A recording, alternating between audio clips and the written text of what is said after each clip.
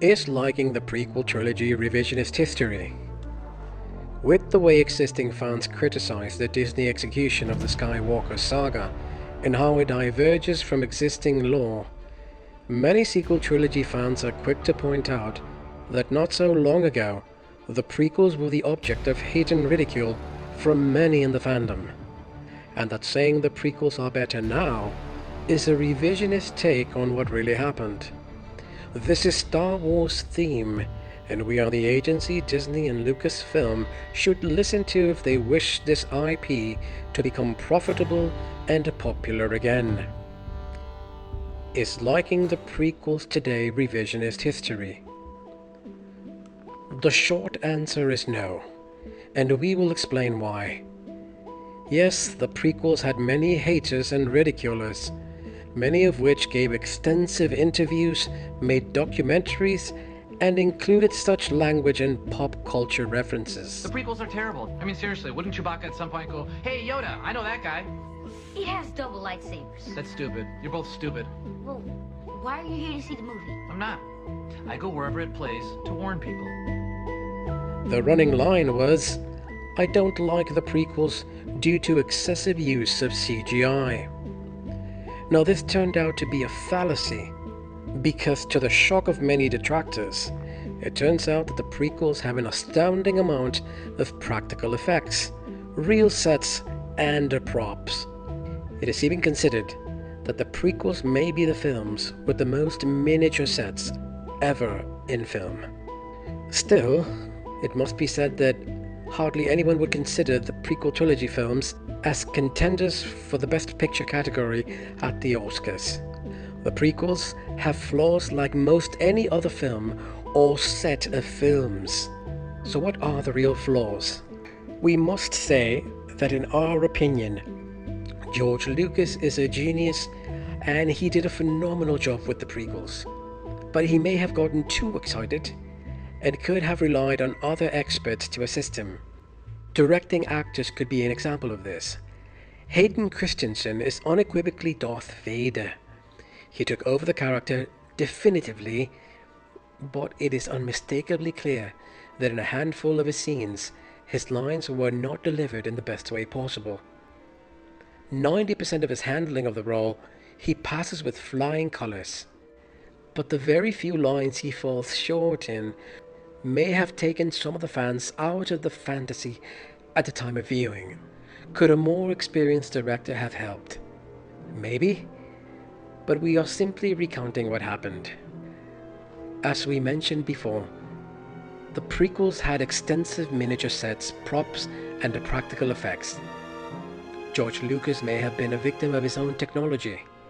In the texturing and retouching process, he may have made his practical sets too perfect, and given the impression that such sets were in fact virtual. Where we can definitely say that CGI may have been excessively used is in the amount of virtual characters that play significant parts in the prequel trilogy. From the clone soldiers to droids, from multiple alien life forms to some of the visual effects. Some were done very well, and others left much to be desired.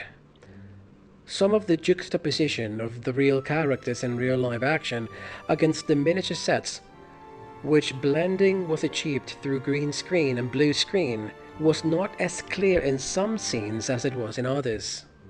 Jar Jar Binks. If you do not know the story of Ahmed Best, you should know that he is a wonderful actor and by all accounts from his co-stars, a delightful and genuinely noble person. Which is why it is very unfortunate that during the heyday of the prequels, he was the subject of much hate from many in the fandom. And while not all fans participated in the bullying of the actor, it is safe to say that the vast majority of fans disliked the character of Jar Jar Binks. So were the fans right? Regarding the hate they launched toward Ahmed, the obvious answer is no. He was simply an actor who, like John Boyega after him, was probably incredibly excited to participate in Star Wars. It may have been a childhood dream. One can only imagine the feeling he may have had when he was told he would be cast in Star Wars. The dream of millions worldwide, a dream that became a nightmare for the actor, who at one time even contemplated suicide. I just wanted to play a part. I was exhausted, you know. So a definite dark moment and mark for the fandom. And we must say that we not only wish Ahmed the best, pun very much intended, but would like to see him in a new meaningful Star Wars role. A humanoid Jedi, perhaps. But with that said, in regards to the character of Jar Jar Binks, the fans were right.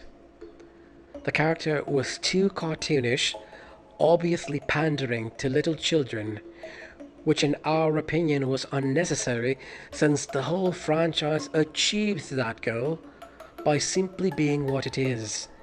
Many of us watched Return of the Jedi when we were children in theaters, but very few of us identified or left the theater wanting to be an Ewok. All the main heroes and sidekicks have the power of effortlessly whisking children away to a world of fantasy without trying to do it deliberately.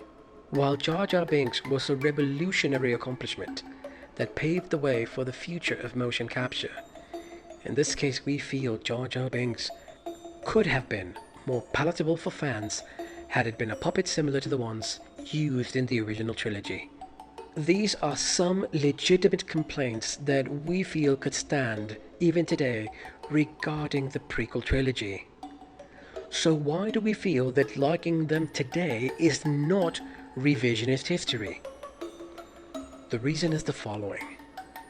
The Prequel Trilogy flaws that we have pointed to all have to do with execution of particular storylines within the Skywalker saga.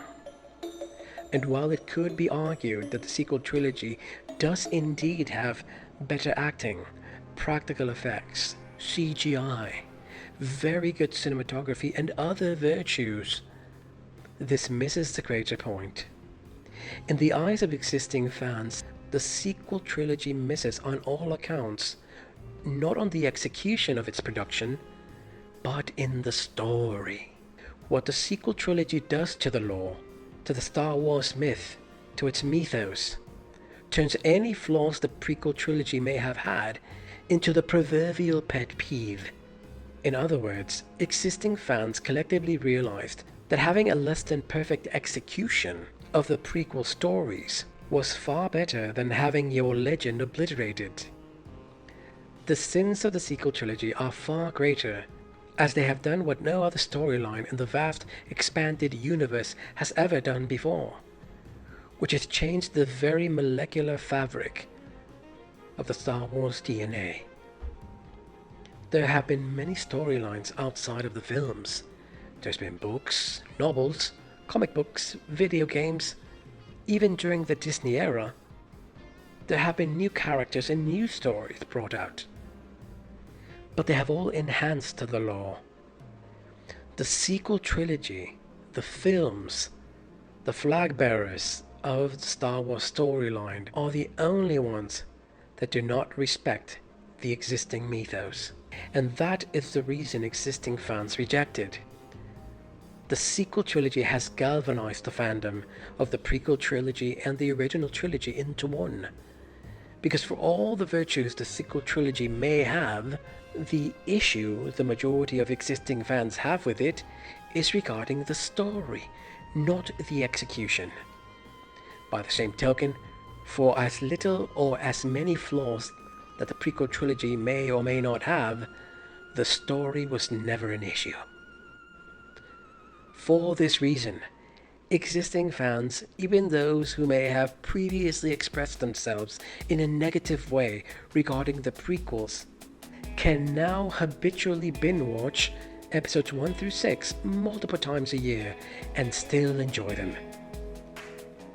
With the addition of novels, books, comics, video games, and the animated series of the Clone War era, this period now begins to rival even the original trilogy in popularity.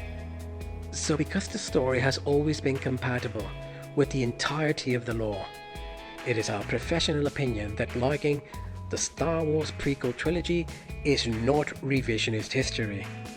And we will be sending our report to Lucasfilm and Disney Studios for them to include our findings as they consider the course towards making Star Wars profitable and popular again. Please share this video with Disney investors and with Disney Studios and with all those who love Star Wars. We entreat you to like this video and hit the subscribe button, as it will help our consulting services reach a wider audience, which may include decision makers at Disney and Lucasfilm. This is Star Wars Theme.